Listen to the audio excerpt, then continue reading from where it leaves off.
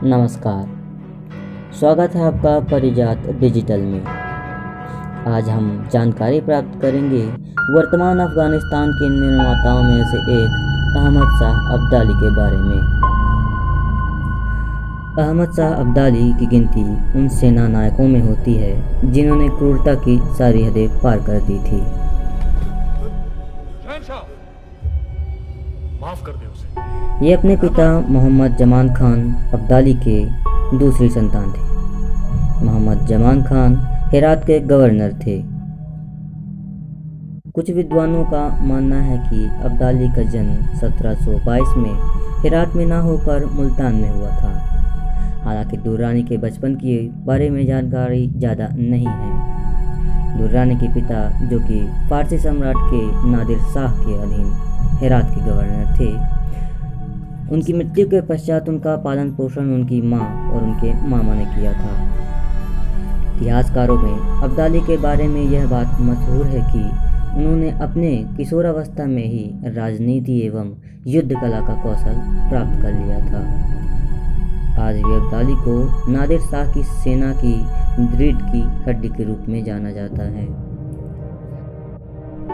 1740 के आसपास दुर्रानी, उसके बड़े भाई अब्दाली कबीले के अन्य सदस्यों ने नादिर शाह की सेना में हिस्सा लिया।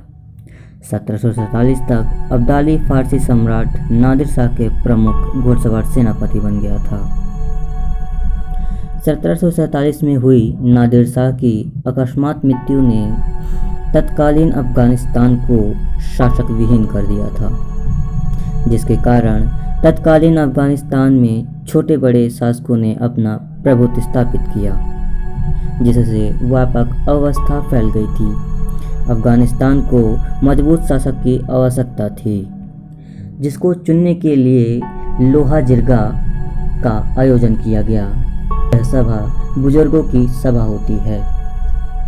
साल 1747 के अंतिम पड़ाव में कंधार के एक समारोह में अहमद शाह दुर्रानी को अफगानिस्तान का राजा का ताज पहनाया गया था।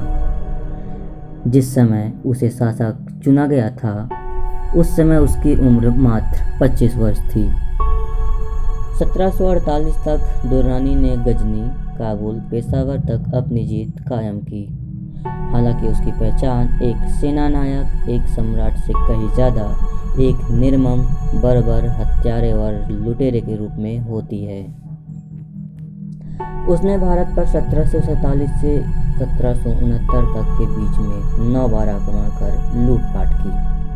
1749 तक दुर्रानी और उसकी सेना ने पंजाब, सिंध व कश्मीर पर नियंत्रण कर लिया था। दुर्रानी का निकाह उसके समकालीन मुगल शासक मोहम्मद शाह की बेटी हजरत बेगम से हुआ था। दुर्रानी की 4 औलादें थीं।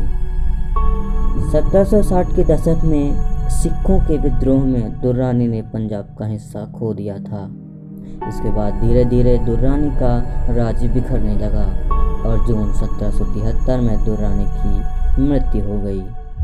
दुर्रानी का मकबरा आज भी कंधार में स्थित है।